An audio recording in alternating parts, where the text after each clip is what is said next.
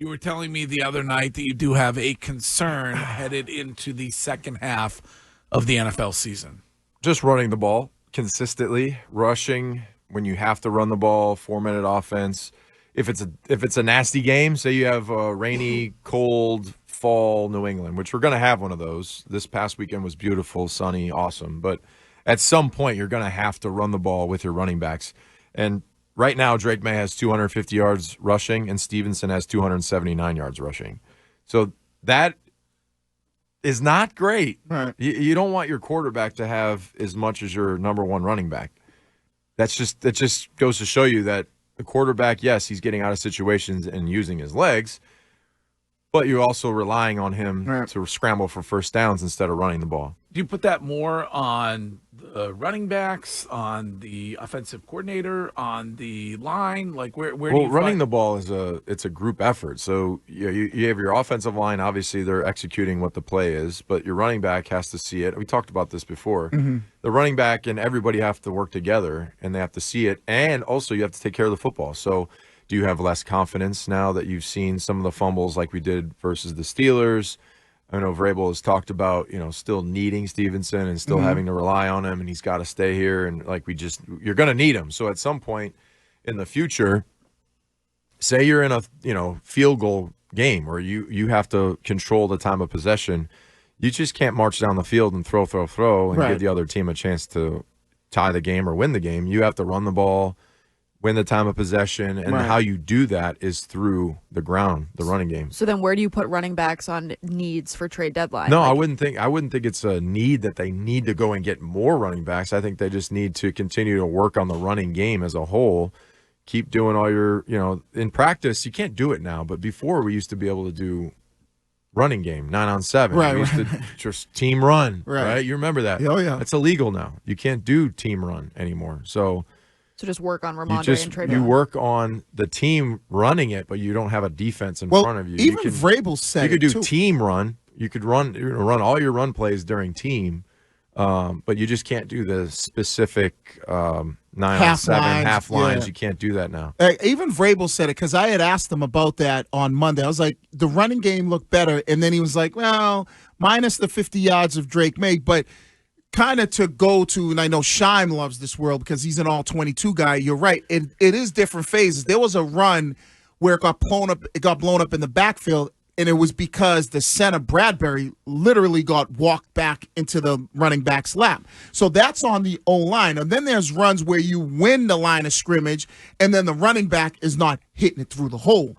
So timing, too. Yeah, you got to know, or is not cutting backside. So I always look at it, if there's a lot of TFLs, then that tells me maybe the O-line is getting beat at the line of scrimmage, and that could be more on the offensive lineman, unless they just free guys running through gaps. So you also have your scheme runs and your zone runs. So there's teams that they're specifically a zone running team, and then there's teams that are scheme and gap running teams. So they come up with specific plays against whatever defense you're facing to attack. So a zone running team, everyone's flowing one way, and the running back is taught to push it to the edge and then find the hole and get north and south. That's defeated by a good edge guy. So you set the edge, everyone, stack up the firewood. There is no cut back, and then everyone on the backside makes the play. So I would assume that this team, because they're not really built like a zone running team, they're a scheme running team. I don't think Josh is a zone running guy. Sometimes maybe, yes, there's a time and a place for that. But scheme runs, you also have to have the personnel. Do they go get a fullback? Right. Probably not. They're using the tight ends now kind of as fullbacks. Right. There's not really a fullback position except for the Ravens. I think they have the only fullback in the league right now. And it seems like the one play where they do make some yards, and I know Scheim loved it, was the toss play. So now the toss is about making sure you get that edge, and you get a guy like Travion Henderson outside to use his ability. So that's about cutting the defense in half, and let's outflank everybody. So it seems like they like that run, or it's been successful, whether it's a toss or a little flip play. Well, and Rob, last week too in the NFL across the board, there was a massive leap in like jumbo packages. Do you expect the Patriots to utilize any of those going forward? Yeah, I mean, you could do that. So you bring an extra offensive lineman in, and you declare him as a tight end eligible. So you're just trying to get a little more weight on the field, and as a whole, the defenses across the board are lighter, right? So your defensive ends are a little bit lighter. Your linebackers, your inside backers are 220 to 230. They used to be 250 to 260. So you have more speed on the field defensively now in the NFL, but you also have taken off a true blocking tight end. There's not really true blocking tight ends. There's not fullbacks that are just specifically there to run up and knock someone's face off. Like that, it's just a completely different game. So if you bring in a heavy guy defensively, you have a package for that. So they bring in a heavy guy. Hey, we're bringing in our hippo unit, so we're bringing in our fat guy too. Right. So it's, it's always a chess match. And then that team's probably not throwing the ball out of this personnel group in here. And it's like, all right, basically, all right, here comes the run. Yeah. Speaking of around the NFL, we had a lively discussion on the show yesterday about the Indianapolis Colts and their owner. I think it's awesome. Okay. I think it's awesome. So in any situation, if you ask why, you should understand it. Why are we doing this? You should understand it and have more of an understanding than just someone telling you, oh, it's going to work. Don't worry about it. Oh, this guy's doing the right thing. But if you actually know what's going on and you say, all right, well, that doesn't make sense, you can ask more in-depth questions. So I think it's great that she's in there learning and trying to ask questions. And because there's also times where a coach could throw a player under the bus and be like, well, he didn't do what I told him to do. And you could say, well, that was a stupid call. Like, yeah, it was just a bad call. And when you have more of an understanding of what's going on, you have the ability to make better decisions. Did you experience that kind of thing here when you were playing for the Patriots? There's always going to be the ownership is always involved. They own the team. Were they in on meetings with Bill? It's different when you have. I don't think I've ever seen an owner with a headset on and writing notes down. Yeah. But that's kind of a first, right? So. Good for her for wanting to do that, but I think that's, if you look around the league, there's owners that are present, that are on the sideline, that are at practice, that are in the facility, in the meetings, but they don't have their headset on. And I think it's a changing, too, of the ownership god a little bit, where some of the younger, and when I say younger, I mean, we always think of the owner being the 80-year-old dinosaur who's owned the team forever. But even look at, like, Woody Johnson. He gets information from his kid who plays Madden. Like, I feel like there's this younger god who of like, my dad's a billionaire and owns a team. Isn't that why they got rid of Aaron Rodgers? Because of his Madden score? And the kid told him. Yeah. Get rid of him, Dad. Right. I don't like him. Daddy, get him out of here. Rodgers. And Greg, I understand, but I think that's kind of what ownership is like. A lot of these older owners, their kids are more involved, and it seems like Irsay's daughter wants to be more involved. Hey, Shad Khan is in the locker room all the time. Gonna go on forever. Oh, that's funny. Players, I would think in most cases, just kind of turn their head and mumble when something like that is going on. Honestly, I don't think so. You saw what Gilmore said about it. Like, she's involved. I don't think you would turn your head and be like, why is she here? I don't think that at all. I would personally be like, all right, that's pretty cool. She's respecting what we're doing. She's trying to learn. She's trying to make us better versus, you have some owners that you never see. Right. Like when I was in Miami, I don't think I ever saw the owner. Ever. Right. Ever. It also seems like she's not inserting herself, and she's not trying. She's observing. Right. So, like, I'm more nervous for the observer than the guy that's actually, involved and asking and saying stuff. The observer, you're like, okay. That's like Parcells. Parcells was a very big observer.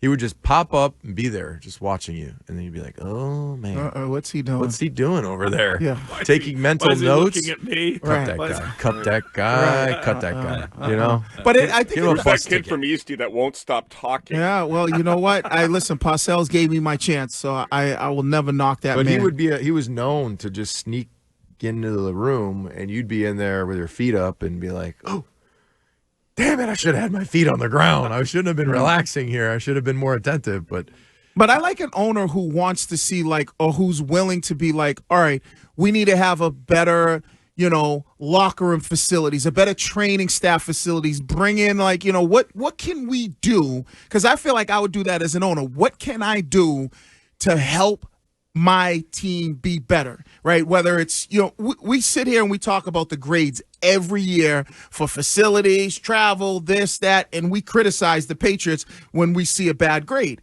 So if you're an owner, you want to make sure that you have good grades for all those things, and your players enjoy coming to work every day. She also might.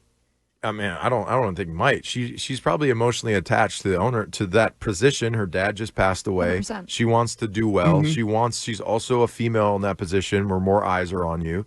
So she's probably deciding for herself, hey, I'm going to make sure that I do the best that I can, take advantage of the situation, make my dad proud, and make this team the best it can be, and get to a Super Bowl and do something that he'd be proud of me for. And make sure that I'm informed. And not just having the wool pulled over my eyes. We asked Boomer this on Monday. Your top 3 teams in the AFC right now? Top 3 teams in the AFC. So I don't love Kansas City, and I know their record isn't the best, but when I'm watching them play, they're very annoying. So they're on my 3. I'm not going to give you a 1, 2, or 3 because they're just going to. They're just going to be there. So they could be a team that might just barely get there, but once they're in the playoffs, you're like, why did they beat us at home? Yeah. So they're in there. The Pats are in there, and the Bills are in there. Oh, okay. Over the Colts. The Colts are probably. They're like so. Denver, the you top. got Denver? No. I got my top because the Colts scare me because they can run the ball. They can win the time of possession. That's what you have a problem with, and especially in a bad weather game. And I know they're a dome team, but if you have to go to Indiana, I know it's a tough place to play, and they're running the ball. You might have a limited amount of series to go score. And they pump the crowd noise. And they do pump. I've been to the RCA Dome. So I'd say that my top 3, 4 would be the Colts. They're up there, right? 3's a tough number to try and get the top in. Ravens getting Lamar back I don't week, think third, they're tomorrow night. I don't think that. Well, so you have a mobile quarterback with something that makes him less mobile. Right. The hamstring injury. Okay, he's a mobile quarterback that's in the pocket. I don't think that's a great combination. And their defense stinks. I don't know. Their defense is dealing with a ton of injuries. I mean, they're not. Like I said 3 weeks ago, there's teams that we thought were going to be better than they were. There's teams that are better than we actually gave them credit for. So we have a whole NFL now where you look at the Colts, you're like, I honestly forgot about them because I haven't really thought about them. But they're 7-1. 7-1. They got the best record going right now. So you got to respect that, and I think that they're able to do that through physical football, running the ball. They have a great front. Their offensive line's really physical. So you're going to have to come into a situation. If you have to play that team, you better buckle up because they're going to run the football. And they're decent. But Kansas City's defense is good, so that's why they scare me, because if you can have a good defense, and we've seen it with a guy like Brady before, like if you have Mahomes and you have a good defense, that is a recipe for basically them destroying the league because if you can't get it going on offense, sooner or later Mahomes, like I was watching the game the other night, and the touchdown he threw to Hunt in the end zone where he's running around, extends the play, and then boom. Like that's what he's going to be able to do. And you put him with a good defense, that Kansas City always worries me. There's teams where you count the number of series you potentially have for the game, and if we don't score on 3 or 4 of these series and they kick a field goal, we lose, right? So they're an offense where they're going to move the ball down the field. Your defense has to just not let them score touchdowns. Right. Drive down the field, score, kick a field goal. Do not score a touchdown. And hopefully, and that's what we did with Brady. All right, we play a good team like Denver. We play a great team like the Ravens, back when the Ravens were the Ravens. Okay, if they drive the ball to the 30 and hold them to a field goal, I'm betting that Tom is going to get us in the end zone. Right. So you got 4 or 5 series like that. That's what you want. We win the game. So it's more of like that bend but don't break mentality when you're playing a good offense like that. All right, before you go, since you brought it up, do we get first contact with those from outer space? I don't listen. Today? This is not. It's not. I don't believe in it. You don't believe in aliens? No. All right. I don't, because listen, the second they do get here, how arrogant. How arrogant. We're all vaporized, by the way. They're not coming. Come in peace. Oh, they coming in peace? They could. Why not? They're not. They're Avi not. Loeb. They're coming to take our resources. So, like, you better strap up and get ready. Or they're going to teach us a thing or two. Avi Loeb seems very not too worried about them coming. That everything's going to change. Nothing is good about a foreign person if there's from so another. much not more- even an alien. But No, they might it's have already not been good. here before, Rob, and helped build the pyramids. But if there's so much more How are we intelligent, going to handle this? Well, what without happened back then? We don't know. Right. So there could have been some crazy Did we experiments land on the going moon? Shouldn't we have air traffic controllers now more than ever? yes. but Stop Rob, the government shutdown. if they're so much more intelligent than us, what can we give them that they want from us? Good point. Nothing. Right, That's so why we won't be here. They'll just take our water. Our they want our manual soil. labor. They're so much more intelligent. They We're probably like, want to enslave us. Okay. Probably. What Wait are a you second. much more have intelligent you not, than? Have you not seen America? No one likes to work. You really think there's going to be people out there doing manual labor for aliens? Listen, when you see a little ant or a spider going, you're much more intelligent than that thing, right? And you're like, you just stomp on it. So 'cause you you think don't they want view it us around. as ants? Yes. If they get here and they're that much more intelligent than us, we See, are little I- ants. We're not even I don't comparable. think they're more intelligent than us. I don't believe they exist, but if they If did, they came from how far away, they're more intelligent. Or they're the Amazonian women who are Or you coming go to take get all your of you glass of guys. water, like remember Signs, and we just start surrounding ourselves with cups of water. Just build a moat. You'll be and how fine. did Sign ends? Oh, yeah, that's right. They hit an alien over the head with a baseball No, bat. they dumped water on it. Oh. They couldn't get fresh water on it. Pretty good movie, though. Hopefully Pretty they good don't alien like movie. oxygen. Okay. When that alien, one of the most terrifying scenes in a movie ever, when that alien clawfoot thing comes out the door while the kid is at home and the Yeah, in the basement, like the basement area. Yes. Whoa! Like, that's You're like, oh no. So They got us. we should be worried Spoil about it. people if you throw water on them that it's going to affect them. You don't with want to be the witches. one like, we come in peace. Have you seen, remember, what's that movie with the space? It's hilarious. It's Independence a comedy. Day? No. Baseballs? No, it's like the guys with the glass helmets on. And it's, what the heck is that? Is that 3 Games to Glory? Marvin the Martian? no, Like, it's, what's that? they're coming out of they're coming out of the Oh, he's talking outer about space. And they're Little coming out, and small everyone's ones. there. It's like the president's Mars there. Attacks. Yes, Mars Attacks. And they're Mars like, Attacks. we are here. they Welcome. vaporize and they start everybody. vaporizing Or everybody. you could watch E.T. Oh, and have a E.T.? completely different experience. Yeah. Elliot. Yes. Elliot. All right. So we better make sure our daisies and flowers are looking good. Yep. So the aliens don't. I feel like Adam Silver has already won. Elliot.